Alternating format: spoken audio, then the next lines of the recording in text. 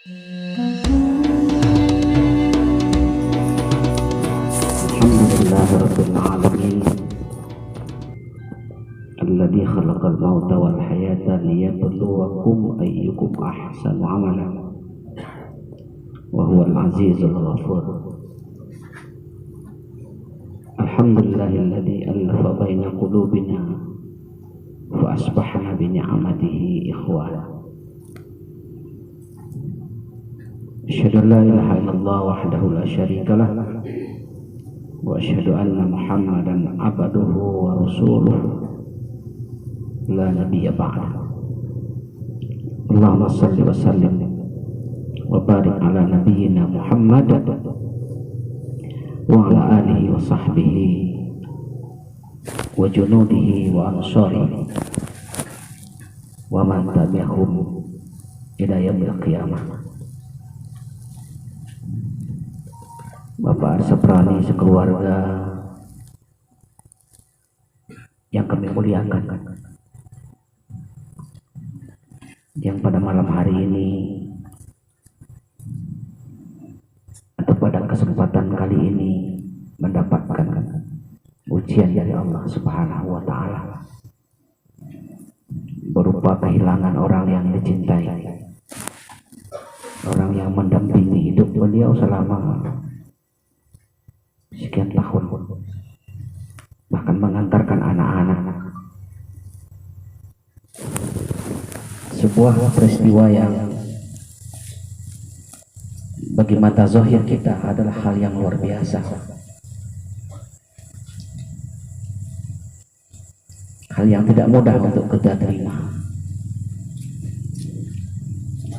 Tapi sesuai dengan ayat yang kita bacakan tadi, Allah menciptakan kematian dan kehidupan itu dalam rangka menguji kita.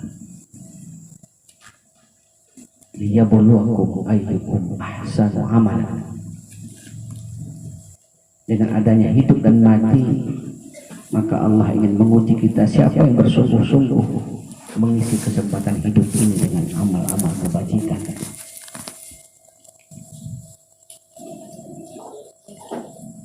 Maka kita pada malam hari ini ikut merasakan duka yang mendalam yang dirasakan oleh Bapak Arsaprani sekeluarga dan keluarga besar beliau atas berpulangnya karamatullah Ibu Bani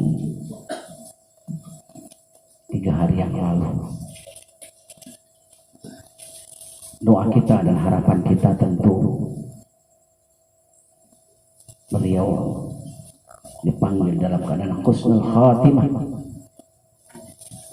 ditempatkan di tempat yang terbaik di sisi Allah Subhanahu wa Ta'ala di alam barzah, dilapangkan kuburnya, dimudahkan perjalanannya, diterangi kuburnya, dan nanti dikumpulkan bersama orang-orang yang soleh dan keluarganya di Jannatul Na'im. Amin, amin ya rabbal alamin. Orang tua kami Bapak Haji Muhammad Yunus yang kami muliakan, Pak RW, Pak RT, para jati pandai alim ulama yang ada di kampung kita ini, karib kerabat yang tidak bisa kami sebutkan satu persatu.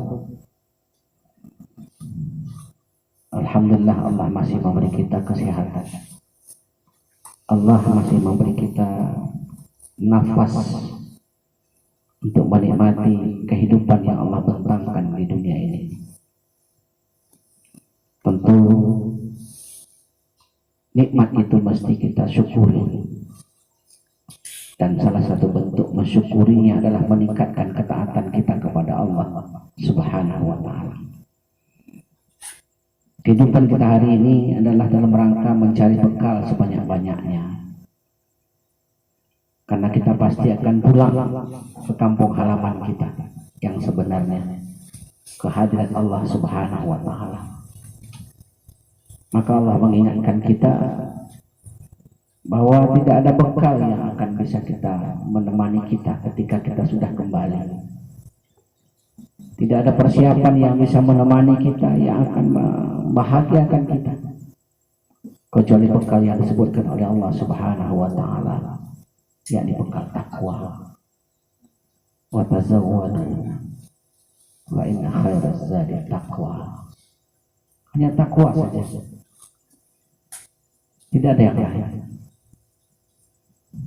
Karib kerabat kita paling mendoakan kita, ingat kita beberapa hari ketika musibah ini. Setelah itu mungkin mereka sibuk juga dengan kehidupannya masing-masing. Tetangga-tetangga kita paling beberapa hari, beberapa pekan saja ingat dengan kita. Selebihnya mereka juga sibuk dengan dirinya sendiri. Maka kita yang akan menjalani kehidupan setelah itu, setelah kematian itu. Maka tidak ada yang bisa menemani sekali lagi kecuali bekal takwa yang kita siapkan dalam hidup kita ini. Allah Subhanahu wa taala mengingatkan kita dalam firman-Nya surah Al-Baqarah. A'udzubillahi minasyaitonir rajim. Bismillahirrahmanirrahim. Wa lanabluwannakum bisyai'in minal khawfi wal ju'i wa naqsin minal amwali wal anfusi wath thamarat wa basyyiris sabirin alladzina idza asabathum musibah qalu inna lillahi wa inna ilaihi raji'un. Sungguh kata Allah akan kami uji.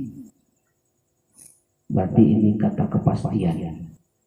Wala nabluwannakum, sungguh akan kami uji kamu, siapapun dia. Apa ujiannya?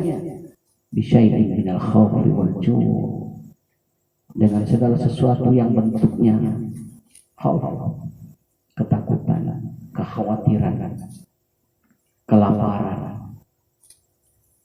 kekurangan harta. Wa naqsim minal amwal wal anfus wasamarat, kekurangan, berkurang harta kita, berkurang orang yang di sekeliling kita, berkurang buah-buahan, kesenangan-kesenangan kita yang lain. Itu semua ujian yang pasti akan dilalui oleh setiap manusia. Wa basyiris sabirin, tetapi Allah ingatkan hanya sabar yang akan membuat kita bertahan dalam menghadapi ujian yang akan diberikan oleh Allah Subhanahu wa taala. Pada ayat berikutnya Allah menjelaskan siapa orang yang sabar itu. Ternyata resepnya sederhana. Alladzina idza asabatkum musibah qalu inna lillahi wa inna ilaihi raji'un. Orang yang sabar itu adalah orang yang ketika dia mendapatkan musibah, dia punya dua prinsip hidup. Prinsip yang pertama adalah inna lillah. Kalau selama ini sering orang mengartikannya kita ini berasal dari Allah dan akan kembali kepada Allah. Tapi kalau kita lihat teks aslinya, inna lillah, ini bermakna kita ini milik Allah. Jadi bukan hanya berasal dari Allah, tapi pemilik sebenarnya Allah. Diri kita, istri kita, anak kita, rumah yang kita bangun, kekuasaan yang kita genggam, semua yang ada di sekitar kita, inna lillah, milik Allah. Ini keyakinan seorang muslim. Maka apapun yang kita nikmati, apapun yang ada sama diri kita, bahkan termasuk diri kita, tidak ada kekuasaan sedikit pun kita terhadap yang kita miliki itu. Karena yang punya, yang menggenggamnya adalah Allah Subhanahu wa ta'ala. Ini yang pertama. Sehingga ketika kita memiliki sesuatu, mesti kita tanamkan keyakinan dalam diri kita, satu saat akan diambil yang oleh yang punya. Anak yang kita cintai, yang kita besarkan, kita didik, setiap hari kita lihat perkembangannya, mulai dari 2 jari, 3 jari telapak kakinya, akhirnya menjadi ayah. Kita lihat perkembangannya. Dan saat akhirnya dia kembali kepada Allah. Itulah yang namanya hukum yang dibuat oleh Allah, sunnatullah fil alam. Semua yang hidup ini pasti mati. Ini prinsip yang pertama. Sehingga seberat apapun ujian yang diberikan oleh Allah, kita kembalikan, ya sudah, Allah yang punya. Kapan dia mau mengambil? Apakah diambil dalam bentuk sementara atau diambil untuk selamanya? Kita kembalikan kepada ini yang akan membuat hati kita kuat menerima beban musibah apapun yang ditimpakan Allah kepada kita. Ada, kalau Pak Saprani mungkin satu orang tetangganya sebelah kemarin, sebelah sana lagi Pak Saprani, Pak Amrul, Bu Ida, dua-duanya berangkat dalam waktu yang tidak berselang lama, tinggal anak semata wayang. Berat itu. Ya. Harta yang kita kumpulkan dengan susah payah sekian tahun tiba-tiba hangus, terbakar. Tidak mudah menerima itu. Tapi kalau inna lillahi, ketika prinsip itu ada dalam diri kita, ya Allah mau mengambil, silakan. Kita ikhlaskan, kita kuatkan. Itulah yang menguatkan diri kita. Bapak-bapak, saudara-saudaraku, para pentakziah yang berbahagia. Ini prinsip yang pertama. Itulah orang yang sabar kita. Lalu yang kedua, Allah sambung ayatnya, inna lillahi wa inna ilaihi raji'un. Maka prinsip yang kedua yang Allah ajarkan kepada kita agar tumbuh kesabaran itu, adanya kesadaran bahwa kita ini akan kembali kepada Allah. Setinggi-tinggi terbang akan kembali ke sangkarnya. Setinggi-tingginya kita berjuang dalam hidup ini, jadi apapun kita kembali ke asalnya, ke dalam tanah. Roh kembali kepada Allah, jasad kembali kepada Allah. Itu prinsip yang mesti ditanamkan oleh setiap orang. Kita kembali kepada Allah. Maka dari kalimat yang terakhir ini, dari penegasan Allah kepada kita, wa inna ilaihi raji'un, itu mengandung makna bahwa setiap kita akan dimintai pertanggungjawaban oleh Allah Subhanahu wa ta'ala. Karena hidup ini bukan gratis. Ada amanah, ada beban yang Allah berikan kepada kita. Wa ma khalaqtul jinna wal insa illa liya'budun. Kita dilahirkan, diciptakan, dihadirkan di bumi ini dalam rangka mengabdi kepada Allah. Nanti diminta, betul tidak kita melakukan itu ketika di dunia. Maka saudara-saudaraku, hadirin bertakziah dan terutama keluarga besar, ketika kesadaran bahwa kita akan kembali kepada Allah, maka hidup ini akan lapang. Kita tidak akan kusut menghadapi problematika hidup ini. Kenapa? Yang kita pikirkan cuma apa bakal yang mau kita kembali, karena kita akan kembali kepada Allah. Nah, mudah-mudahan jadi takziah ini selain menguatkan setawar sedingin kepada keluarga yang ditinggalkan, tapi juga menjadi mau'izah kepada kita yang hidup. Barangkali itulah dibalik, itulah kenapa Rasulullah memberikan kita motivasi. Ketika ada orang yang meninggal, sholatkan dia, antarkan ke kuburnya. Barang siapa yang sampai cuma sholatnya saja, dia mendapatkan satu qirat pahalanya. Berapa satu qirat itu? Sebesar gunung Uhud. Lalu kalau dia bisa mengantarkan sampai ke kuburan, ditambah satu qirat lagi, 2 qirat. Sebesar gunung Uhud lagi. Ini motivasi Rasul kepada kita, agar kita menyaksikan perjalanan manusia yang tadinya gagah, cantik,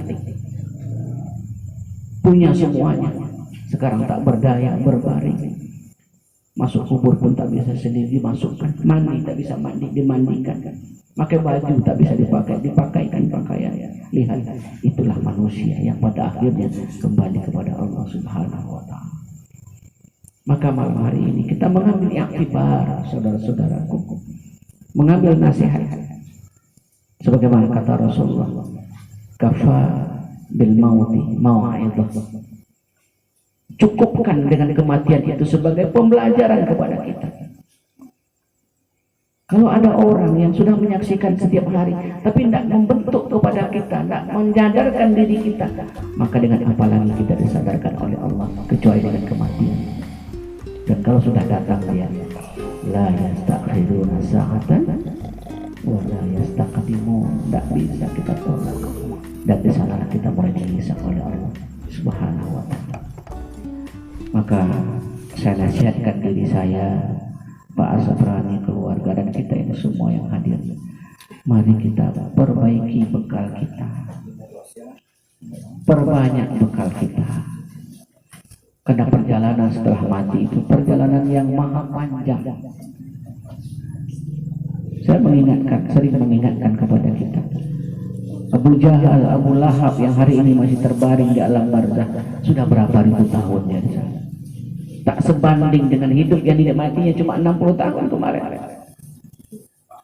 Sudah sekian ribu tahun dia mendapatkan balasan di alam barzakh, belum lagi di akhirat nanti.